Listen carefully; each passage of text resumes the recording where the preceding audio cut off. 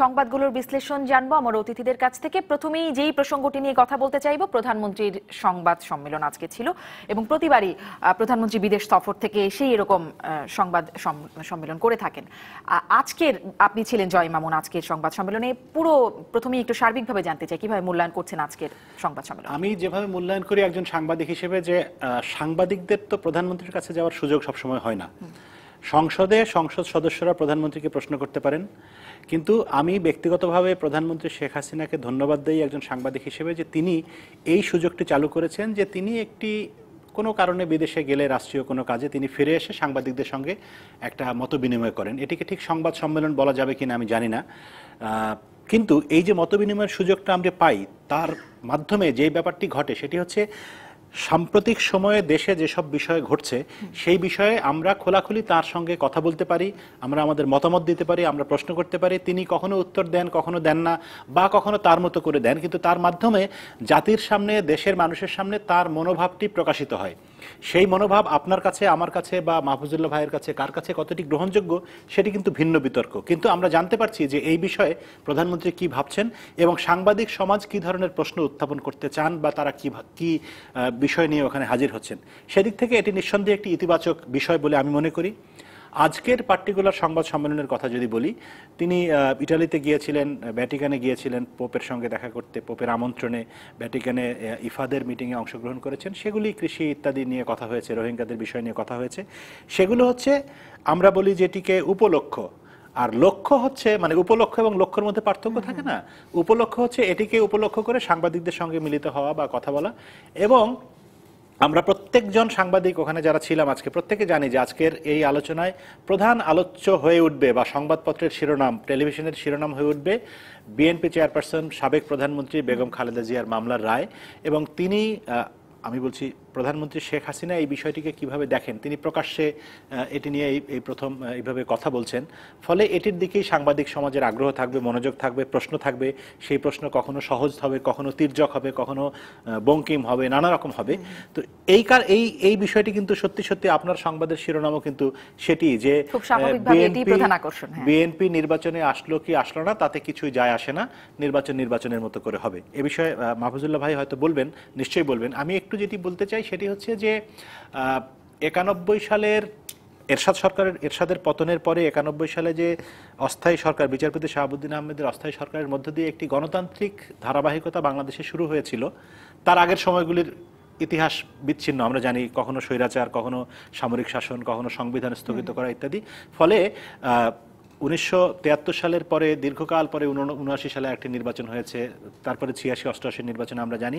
পঞ্চম জাতীয় সংসদের নির্বাচন যখন 1991 সালে হলো, তারপর থেকে কিন্তু আজকে দশম সংসদ যে নির্বাচন হচ্ছে, প্রত্যেকটাই সাংবিধানিক ধারাবাহিকতা বলতে যখন যেই সরকার ক্ষমতায় থাকেন, মূলত বিএনপি এবং আওয়ামী লীগ, মাঝখানে 2 বছরের তত্ত্বাবধায়ক সরকার, তারা কিন্তু একটি কথাই বলেন যে সরকারের সাংবিধানিক ধারাবাহিকতা রক্ষার কারণে নির্ধারিত সময় নির্বাচন হবে, কে নির্বাচনে আসলো কি আসলো না তাতে কিছুই যায় আসে না।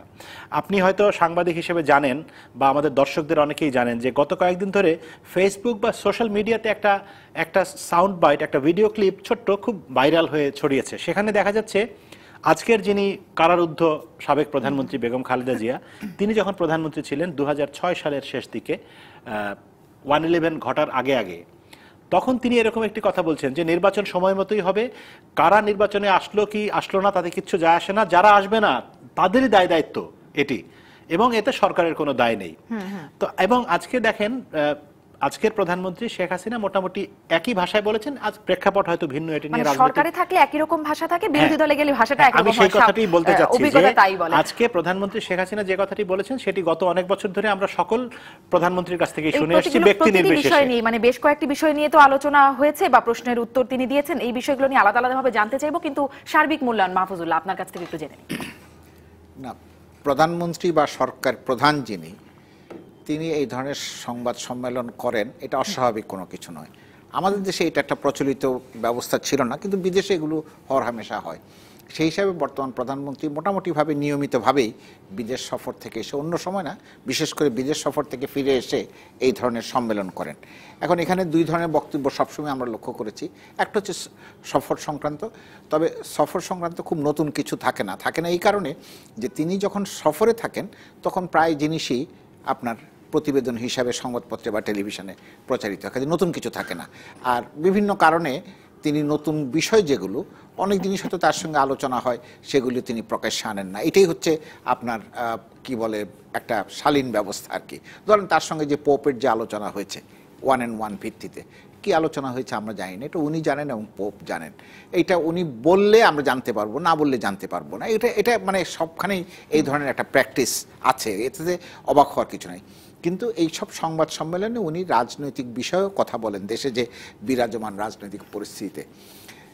জয় মামুন যে কথাটা বললেন যে ভাইরাল হয়েছে, হ্যাঁ, এইটা সবসময়ই এই অবস্থানটা আপনি যদি 1991 সাল থেকে দেখেন, পেছনে যাওয়ার দরকার নাই, তাহলেও একই রকমের জিনিস দেখবেন। তারও আগে যদি এরশাদের আমলে দেখেন, আপনি 86 সালেও একই বক্তব্য পাবেন, আপনি 88 সালেও একই বক্তব্য পাবেন, মানে যারা সরকারে থাকে তাদের। তার পরবর্তী পর্যায়ে সবসময় পাবেন এই ধরনের বক্তব্য। এটা হচ্ছে এক। দ্বিতীয় হচ্ছে যেটা প্রধানমন্ত্রী বলেছেন যে বিএনপি নির্বাচনে না এলে কারো কিছু করার নাই, তাহলে তার তো উদ্বেগের কিছু নাই। কারণ যদি বিএনপি নির্বাচনে না আসে তো তাহলে তো আওয়ামী লীগ এমনি বৈতরণী পার হয়ে যাবে, নির্বাচনী বৈতরণী পার হয়ে যাবে। কারণ বিএনপি হচ্ছে আওয়ামী লীগের সবচেয়ে শক্তিশালী প্রতিদ্বন্দ্বী, অন্যরা তো এই শক্তিশালী প্রতিদ্বন্দ্বী না। তো কাজে তো সেখানে খুশি হওয়া উচিত, আমি তো সেখানে দুঃখের কোনো কারণ দেখি না। এবং এই কারণে প্রধানমন্ত্রী তো এর আগে বলেছেন অংশগ্রহণমূলক নির্বাচনের কথা। এখন অংশগ্রহণ বলেছেন, আবার আজকে বলছেন। বাংলাদেশে দেখেন, বাংলাদেশে নির্বাচন বর্জনের রাজনীতি কিন্তু আজকের না। এই স্বাধীন বাংলাদেশে 86 সালে বিএনপি নির্বাচন করে নাই, আওয়ামী লীগ নির্বাচন করেছে, কথা দিয়েও যে যারা নির্বাচনে যাবে তারা বিশ্বাসঘাতক হবে। তারপরেও হঠাৎ করে আমরা দেখলাম যে রাতের বেলা পরদিন সিদ্ধান্ত বদল হয়ে গেল। 88 সালে বিএনপি আওয়ামী লীগ, আমি অন্য দলের কথা বলছি না, তারা যৌথভাবে কিন্তু সিদ্ধান্ত নিয়ে এরশাদের বিরুদ্ধে নির্বাচনে গেলেন না। 15 ফেব্রুয়ারি নির্বাচনে বিএনপি ছাড়া আর কয়েকটা দল ছাড়া একেবারে অনুল্লেখ্য বড় দলগুলো নির্বাচনে গেল না। তারপরে আপনি আসেন এর পরে যেগুলো ঘটেছে, 5 জানুয়ারি না, এখানে একটা বিষয় খুব উল্লেখ, প্রধানমন্ত্রী বলেছেন নির্বাচন ঠেকানো যায় না, হুইচ ইজ ট্রু। নির্বাচন ঠেকানো যায় না, নির্বাচন হয়ে যায়। সেই নির্বাচনের গ্রহণযোগ্যতা কতখানি হয় সেটা নিয়ে পরে প্রশ্ন ওঠে। তো যদি বিএনপি না এলে একটা গ্রহণযোগ্য নির্বাচন হয় এবং তাতে আত্মতৃপ্তি করবার মতো অবকাশ থাকে, তাহলে 5 জানুয়ারির নির্বাচন নিয়ে এত বোধ করেন কেন ক্ষমতাসীন দলের লোকজন বিভিন্ন আলাপ আলোচনায়? এক ধরনের ডিফেন্সিভ একটা পজিশন আপনিও লক্ষ্য করেছেন, নিশ্চয়ই মামুনও লক্ষ্য করেছে, যে মানে এটাকে তারা খুব কঠিনভাবে ডিফেন্ড করতে চান না। কারণটাকে, কারণটা হচ্ছে যে দেশের বড় রাজনৈতিক দল তারা এই নির্বাচনে অংশগ্রহণ করে নাই। ভুল কি সঠিক সিদ্ধান্ত সেখানে আলোচনা করার জন্য আমরা এখানে বসি নাই, এটা হচ্ছে এক। আর দ্বিতীয় হচ্ছে আরেকটা কথা আমি এখানে শেষ করে দিই, বিএনপির নেতৃত্বে দুর্নীতিবাজ না কাকে কি বানানো হয়েছে সেটাও তো আসলে প্রধানমন্ত্রীর উদ্বেগের বিষয় না, সেটা আওয়ামী লীগের উদ্বেগের বিষয়ও না। আসলে সেইটা বানিয়েছে তারা বুঝবে, কারণ তারা তাদের নেতৃত্ব কাকে বানাবেন সেটা তারা ঠিক করবেন। এবং তারা যদি দুর্নীতিবাজকে বানিয়ে থাকেন তো এটা তো আওয়ামী লীগের জন্য সুবিধা, আরো জোর গলায় বলতে পারবেন যে দেখো দুর্নীতিবাজকে তারা দলের প্রধান বানিয়েছে। এটা নিয়ে তাই হয়তো বলছেন নাকি? না, এটা নিয়ে উদ্বিগ্ন হওয়ার কিছু নাই। মানে উদ্বিগ্নটা কোথায় মনে হলো? এই যে বানিয়েছেন, তার মানে কি তাকে আপনি এখানে সমস্যাটা কোন জায়গায় সেটা বলি আমি। মানে এটা তো একটি সমালোচনা, এটা কি একটি উদ্বেগ না? এটা মানে যে কারণে ওই ফেসবুকেও একটা জিনিস দেখলাম যে একজন দিয়েছে যে সরকারের একটা বিএনপি মন্ত্রণালয় করা উচিত, এই জন্য মন্ত্রীও আছে, আর বিএনপি এবং খালেদা জিয়া মন্ত্রণালয় করলে তখন আর এইসব সমস্যা হবে না, এই সমস্ত বিষয়ে সরকার কথা বলতে পারবে। কারণ তারা যেইভাবে কথাগুলো বলে আওয়ামী লীগের নেতৃবৃন্দ, যে তাতে তো মনে হয়েছে যে বিএনপি, এটা কিন্তু দুই রকমভাবে আপনি ইন্টারপ্রেট করবেন। এই যে আপনি বললেন যে না উদ্বেগের কিছু না, অন্যরা বলবে যে দেখো আমাদের কারণে তারা সাংঘাতিক রকমের উদ্বেগের মধ্যে আছে, যে কারণে তারা প্রতি মুহূর্ত বলে বিএনপি না এলে কিছু হবে না, বিএনপি না এলে কিছু হবে না, বিএনপি না এলে কিছু হবে না।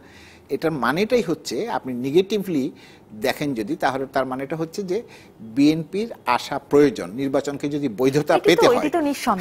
তো এখন না, এখানে শেষ কথা যেটা আমি বলতে চাই সেটা হচ্ছে যদি পরিবেশ পরিস্থিতি অনুকূল না হয় এবং আপনি যদি সবাইকে নির্বাচনে সমানভাবে প্রচার অভিযান চালানো, নির্বাচনী কর্মকাণ্ড করা এগুলির সুযোগ না দেন, তাহলে তো আপনি কখনোই এটা প্রত্যাশা করতে পারবেন না যে এই নির্বাচনটা গ্রহণযোগ্য এবং সুষ্ঠু নির্বাচন হবে। মানে একদম সমান সুযোগ, একদম দাঁড়িপাল্লায় মেপে এরকমটি কখনো কি দেওয়া হয়েছে কিনা সেটি তো একটি প্রশ্ন আমি করে যাই, একটু বিরতিতে যাই। আমি শেষ করে দিই, শেষ করে দিই, কখনো হয়েছে কিনা, আপনি একসময় গরিব ছিলেন, তখন আপনি পোলাও খাওয়ার মতন আপনার অবস্থা ছিল না, এখন আপনার অবস্থা হয়েছে আপনি পোলাও খেতে পারেন, কাজে অতীতে খেতে পারি না বলে এখন খাবো না, এটা কোনো আর্গুমেন্ট হতে পারে না। সেটি নিশ্চয়ই কোনো বিষয় না। এবং আপনি যে বিষয়টি বলছিলেন সেই প্রশ্নটি করেও বিরতি বিরতিতে যাই যে দুর্নীতির কথা যেটি বলছিলেন, বিএনপির নেতৃত্বে দুর্নীতিবাজ, আসলে কি প্রধানমন্ত্রী যে প্রশ্নটি করেছেন সেই প্রশ্নটির একটু উত্তরও কি আপনি দেবেন কিনা বিরতির পরে ফিরে এসে, যে আসলেই কি এর বিকল্প কিছু ছিল না, বিএনপির জন্য কি এটি আসলেই খুব ভালো সিদ্ধান্ত হলো?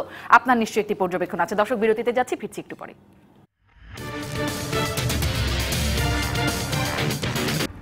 বিরতির পর আবারও ফিরলাম সংবাদ সম্প্রসারণে। যেই প্রশ্নটি করে গেছিলাম, আবারও মাহফুজুল্লাহ ওই প্রশ্নটির উত্তরটি যদি একটু সুনির্দিষ্টভাবে দিতেন, যে বিএনপি কাকে তাদের অস্থায়ী প্রধান বানাবে, কাকে বানাবে না, এটা তো বিএনপির উপরে নির্ভরশীল। ঠিক যেমনি ভাবে এটা আওয়ামী লীগের উপরে নির্ভরশীল। আমার বা মামুনের বা আপনার কথা শুনে তো তারা ঠিক করবে না। আপনি যেই দলেরই সমর্থক হন না কেন, তাদের একটা নিজস্ব পদ্ধতি আছে, এটা হচ্ছে এক। দ্বিতীয় হচ্ছে তাদের গঠনতন্ত্রের মধ্যে এইভাবে বলা আছে, তারা সেভাবে বানিয়েছেন। দুই, মানে গঠনতন্ত্র তো সংশোধন করে তারপরে আনা হলো। মানে সিনিয়র ভাইস চেয়ারম্যানের অনুপস্থিতিতে তিনি দায়িত্ব পালন করবে, এটার জন্য গঠনতন্ত্র, এটার জন্য সংশোধন হয়নি, কিন্তু সিনিয়র ভাইস চেয়ারম্যান তো দুর্নীতিতে দণ্ডপ্রাপ্ত, যার কারণে মানে সার্থকতা তুলে দেওয়া হলো। আসতেছি সেখানে। এখন তারা এটা তাদের পদ্ধতি। আপনার জন্য কি সুবিধা হয়েছে আপনি সমালোচনা করেন, আপনি সমালোচনা করে জনমতকে আপনি প্রভাবান্বিত করেন, অসুবিধা তো নাই। তারা তো বলছে না যে আপনি আমার সমালোচনা করতে পারেন, তারা বানিয়েছে তাদের পদ্ধতি। 3 নম্বর হচ্ছে যে আপনি কি মনে করেন এটা কি সমালোচনার যোগ্য নাকি? মানে ভাই আমি কি মনে করি এটা বলতে দেবেন তো? জি জি নিশ্চয়ই। 3 নম্বর হচ্ছে তারা তো মনেই করেন না যে তিনি দুর্নীতিবাজ, কাজেই আপনার পারসেপশন দিয়ে আপনি দেখছেন। যেমন ধরেন বেগম জিয়ার যে মামলা, এই মামলা তারা মনে করেন যে অন্যায়ভাবেই মানে এটা হয়েছে, সাজা হয়েছে। তো আমি যখন মনে করি যে আমি করি না এই অন্যায়, তখন তো আর এখানে আপনার এটাকে ডিফেন্ড করা বা কোনো কিছু এখানে আসে না। যেমন আমাদের প্রধানমন্ত্রী আজকে একটা কথা বলেছেন তার সংবাদ সম্মেলনে, যে একই ব্যক্তি বিভিন্ন দায়িত্ব পালন করেন। বাংলাদেশের ইতিহাসের দিকে যদি তাকান, একই ব্যক্তি দলীয় প্রধান, সরকার প্রধান, সংসদ প্রধান, এই হিসাবে তো চলে আসছে। তো সেখানেও তো কনসেন্ট্রেটেড হয়ে যায় সমস্ত কিছু একটার মধ্যে।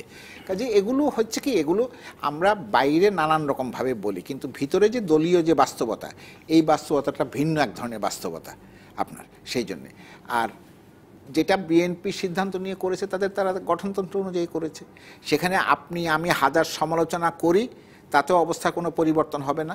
আপনি যদি হাজার প্রশংসা করেন, তাহলেও অবস্থা কোনো পরিবর্তন হবে না।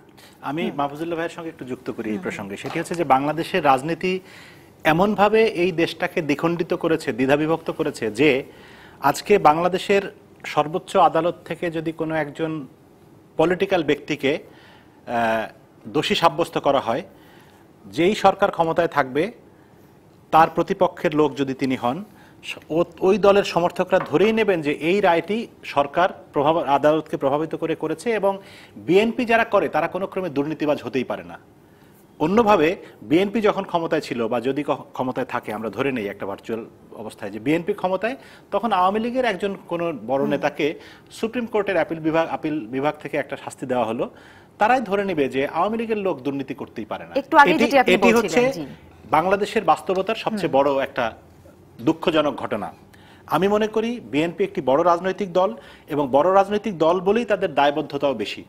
প্রধানমন্ত্রী কিন্তু নিজের থেকে এই কথাটি বলেননি। আজকে আমাদেরই একজন সাংবাদিক এই প্রশ্নটি তাকে করেছিলেন যে বিএনপি গঠনতন্ত্র সংশোধন করে তারা দুর্নীতিবাজ দলের প্রধান হতে পারবেন না, সেরকম ধারাটি বাদ দিয়েছেন রায়ের আগে, এবং তারপরে আমরা দেখলাম যে তাদের সিনিয়র ভাইস চেয়ারম্যান বা চেয়ারপারসন তাকে দায়িত্ব দেওয়া হয়েছে, যিনি একই সঙ্গে দণ্ডিত। এখন মাহফুজুল্লাহ ভাই যেটি বলেছেন, বিএনপির দৃষ্টিতে তো বিএনপির কোনো নেতা, শীর্ষ নেতা বা তার সহযোগী বা অন্য কেউ কোনো রকম দুর্নীতির সঙ্গে যুক্ত হতেই পারেন না। তাদের বিরুদ্ধে যত অভিযোগ থাকুক সবই সরকারের বানোয়াট। এখন আমার বক্তব্য হচ্ছে যে আমরা নাগরিক হিসেবে কি আমরা এতই অন্ধ, আমরা কি কিছুই দেখি না? আমি যদি তর্কের খাতিরে ধরেও নেই যে আমি কোনো খুন করিনি, কিন্তু আমার নামে যখন একটা খুনের মামলা হয়েছে, তখন তো আমি একটু মানে ভদ্রতার খাতিরে হলেও নিজেকে আড়ালে রাখবো।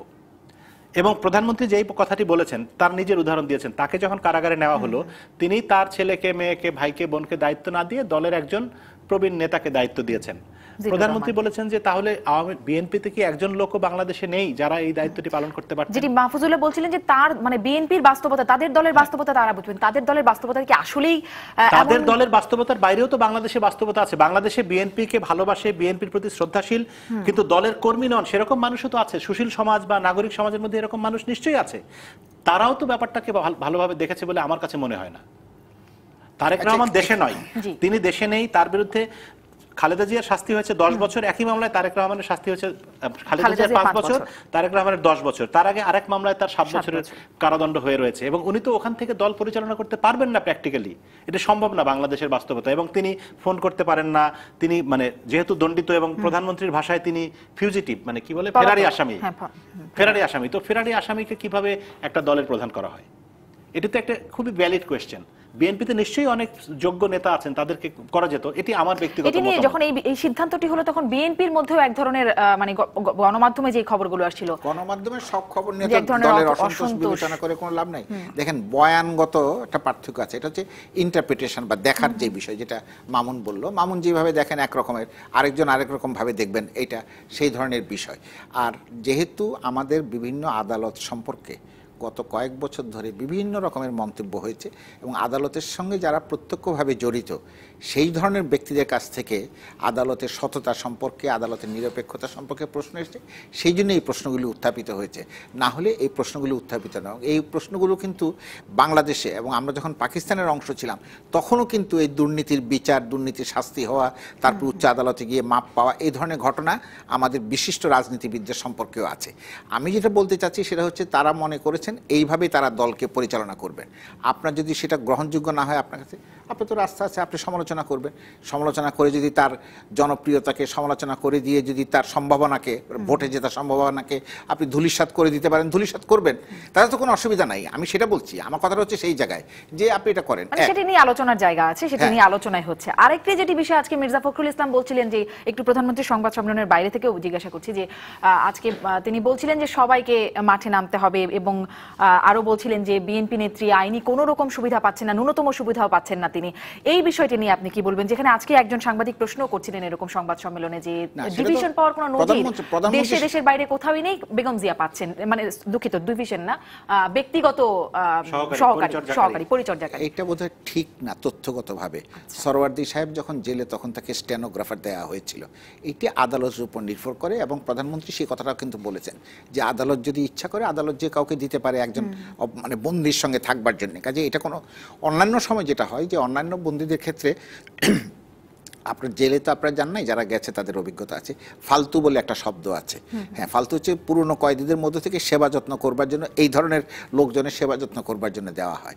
তা এখন উনি হয়তো চেয়েছেন যে নাও দিতে পারতো আদালত, কিন্তু আদালত দিয়েছে। কাজে এখানে তার প্রধানমন্ত্রী যেটা বলেছেন যে তার মন্তব্য করার কোনো কিছু নেই, আমি মনে করি যে হুইচ ইজ ট্রু। কিন্তু এতে কি বলার মানে অবকাশ থাকে যে তিনি ন্যূনতম আইনি সুবিধা পাচ্ছেন না? কারণ না, ন্যূনতম আইনি সুবিধার প্রশ্নটা কেন এসছে সেটা বলি, যে আইনে স্পষ্টভাবে বলা আছে যে সেটা হচ্ছে যে আপনি যখন কাউকে শাস্তি দেবেন, দেওয়ার পরে আপনার যেই রায়, সেই রায়ের কপিটা 289 সিআরপিসিতে পরিষ্কারভাবে বলা আছে যে 5 দিনের মধ্যে 5 কর্মদিবসের মধ্যে আপনি তার সার্টিফাইড কপিটা দেবেন। আপনি তো আইনের ছাত্র করে জানেন, সেই সার্টিফাইড কপিটা পেতে বিলম্ব হয়েছে। প্রশ্নটা অন্য আরেকটা জায়গায় উঠেছে।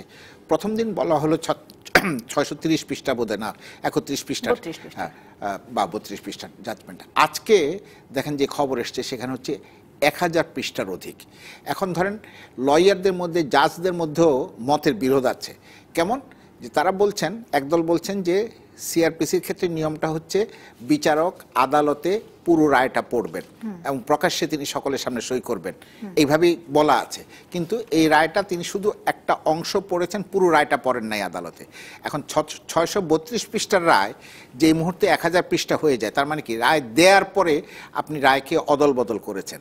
যেই প্রশ্নটা আপনার কেয়ারটেকারের রায় সংক্রান্ত, আপনার খায়রুল হক সাহেবের বক্তব্য নিয়েও কিন্তু এই প্রশ্ন এসছে, যে খায়রুল হক সাহেব যে কথা বলেছিলেন তিনি অবসরে গিয়ে যে রায় দিয়েছেন সেইটা আগের রায়ের সঙ্গে ভিন্ন। এই কারণেই প্রশ্নগুলো উত্থাপিত হয়। আর শেষ যেটা বলতে চাই সেটা হচ্ছে যে আজকে আপনি একদিকে বলছেন ডিজিটাল হলে আপনার যদি রায় লেখা হয়ে গিয়ে থাকে, রায় লেখা হয়ে গিয়ে থাকলে তার প্রতিলিপি বা তার সার্টিফাইড কপি তো আপনার এতদিন লাগার কথা না, আজকের যুগে যে টেকনোলজি আর কি। যদি রায়, তার মানে কি, তার মানে হচ্ছে রায়টা লেখা হয়নি। এখন রায়টা যদি লেখা না হয়ে গিয়ে থাকে ওই তারিখে, 8 তারিখে, তাহলে বুঝতে হবে যে পরবর্তী পর্যায়ে তার মাথার মধ্যে আরও অনেক কিছু এসেছিল, সেগুলি ওখানে সংযোজন করেছেন। কাজে মানুষের সেই জন্য সেটি প্রশ্ন ওঠে। হওয়াটা কি মানে কোনো হ্যাঁ, না, অসুবিধা সেটা- আছে সেখানে যে রায়ের একটা সারমর্ম থাকবে, পরবর্তীতে আরো সংযোজন বিয়োজন যদি হয়ে থাকে সেই জন্যই তো রায়ের প্রশ্নটা বিরুদ্ধে? উঠেছে। আপনি আইনের ছাত্র বলে আপনাকে এই কথাটা বলেছি। না, কিন্তু আমি একটু আপনাকে প্রশ্ন করতে চাই এই সঙ্গে, সেটা হচ্ছে যে কোনো মামলায় কি রায় সঙ্গে সঙ্গে পুরোটা প্রকাশ করা হয়? তা তো না। সার্টিফাইড কপি যখন দেওয়া হয়, ধরেন কয়দিন আগে যুদ্ধাপরাধের মামলায় নিজামের মামলাটার ক্ষেত্রে আমরা দেখলাম যে সার্টিফাইড কপি পেতে 2 মাস অপেক্ষা করতে হলো, 2 মাসেরও বেশি। গতকাল কিন্তু বিচারপতি সৈয়দ আমিরুল ইসলাম আমাদেরকে একটি ব্যাখ্যা দিচ্ছিলেন যে ক্রমিক নম্বর অনুযায়ী, মানে যেই রায়টি আগে এসেছে তার রায়ের Certified কপি copy-ও আসবে। আগে আসবে, মানে যে আবেদন অনুযায়ী। সেটা হচ্ছে উনি যে ব্যাখ্যাটা দিয়েছেন সেটা উচ্চ আদালতের ক্ষেত্রে প্রযোজ্য। আর আমি আমার লেখাপড়া দিয়ে যদ্দূর জানি সেটা হচ্ছে নিম্ন আদালতে আপনার 5 দিনের মধ্যে 5 কর্মদিবসের মধ্যে সার্টিফাইড কপি দেওয়ার কথা। আর এই যে মামুন যে প্রশ্নটা তুললো সেটা হচ্ছে যে আগের দিনের যদি আপনি জাজমেন্টগুলো দেখেন, সেই জাজমেন্টগুলো কিন্তু খুবই সংক্ষিপ্ত জাজমেন্ট ছিল, কয়েক পৃষ্ঠা, 7-8 পৃষ্ঠা। কাজে ওগুলি তখন নকল নবিশ যারা ছিল আদালতে তারা হাতে লিখে তারপরে দিতেন, মিলিয়ে দেখা হতো।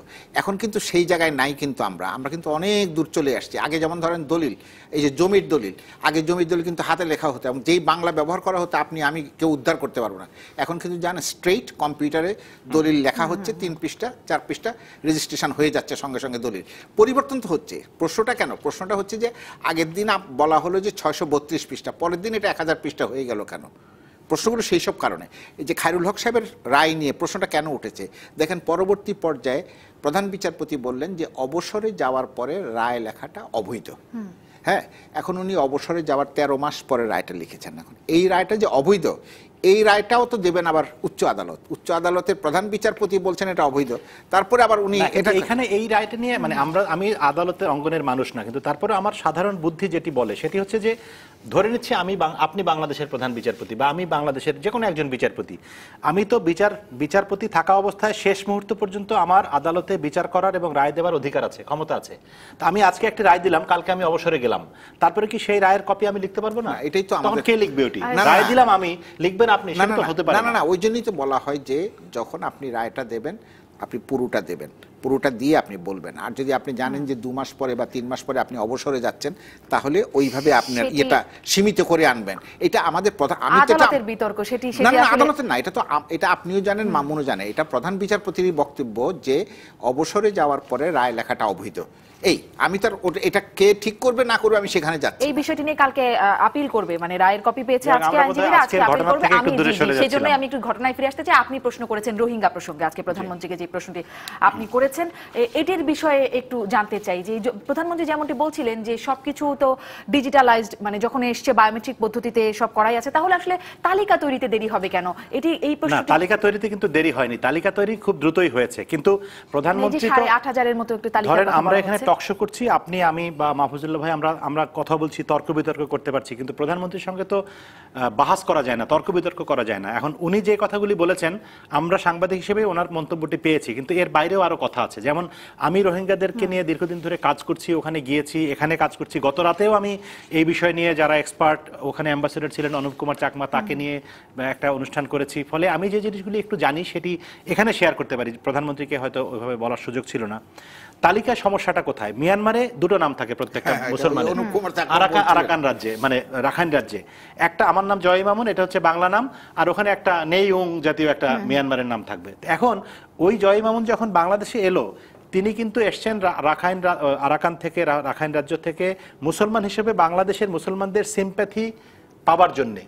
এবং তিনি মুসলমান নাম হিসেবে, আমিও কথা বলেছি তাদের সঙ্গে, প্রত্যেকের মুসলমান নাম আমেনা বেগম, খালেদা বেগম, হাসিনা বেগম বা এরকম যেরকম নাম হয় মুসলমান নারীদের বা পুরুষদের, জব্বার, রহিম, করিম, এরকম। তো এই নামগুলো যখন মিয়ানমার সরকার দেখবে, বলে এই নামে কোনো আমাদের লোক নাই। আবার পাড়ার নামের সঙ্গেও ওরা যে পাড়া বলছে, করা হলো কেন বায়োমেট্রিক পদ্ধতিতে যখন করা হলো তখন? এখন তারা তো ওই লোকগুলি, এখন আপনার নাম শারমিন চৌধুরী, আপনি তো আমি জিজ্ঞেস করলে আপনি যে নাম বলছেন আমি তো সেটাই লিখবো। আপনার যে গোপন একটা নাম আছে সেটা হয়তো আপনার এসএসসি সার্টিফিকেটে আছে। না মামুন, এখানে আরেকটা ব্যাপার আছে।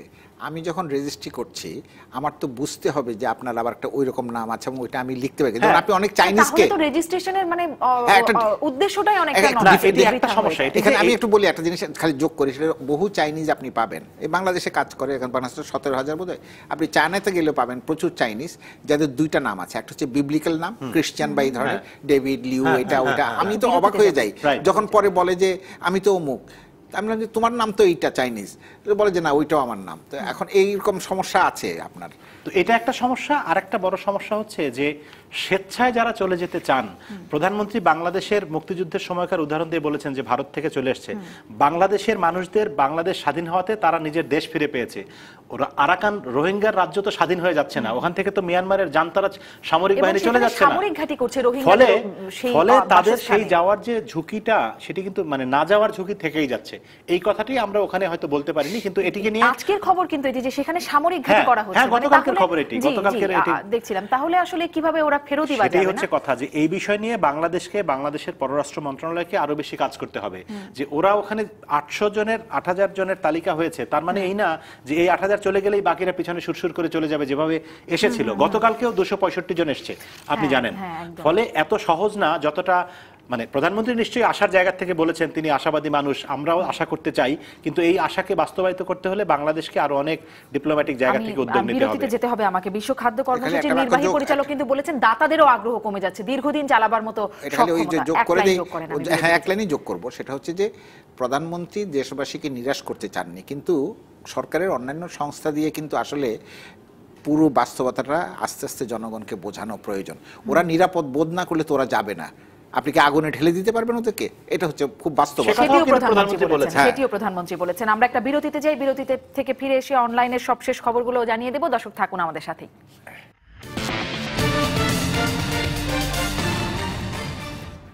বিরতির পর ফিরলাম সংবাদ সম্প্রসারণে। দেখে নিই অনলাইন পত্রিকাগুলো কি কি খবর জানাচ্ছে। প্রথমেই যেই সংবাদপত্রটি দেখছি প্রথম আলো, সেটিতে কোনো দল নির্বাচনে না এলে কিছু করার নেই, কথা বলে ফেলেছে এই বিষয়টি নিয়ে।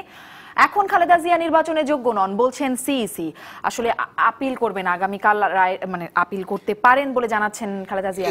এই ধরনের মন্তব্যের কারণে সিইসি সম্পর্কে অনাস্থা তৈরি হয়। তো ওনার তো এটা মন্তব্য করার এখনো সময় আসে নাই, যখন সময় আসবে তখন উনি বলবেন যোগ্য কি অযোগ্য। এটি আমার কালকে তো নির্বাচন হচ্ছে না দেশে, সেটি এখনই তো নির্বাচনের যোগ্যতার প্রশ্ন আসছে না নিশ্চয়। পরে দেখে নিতে চাই আর কি আছে প্রথম আলোর পর।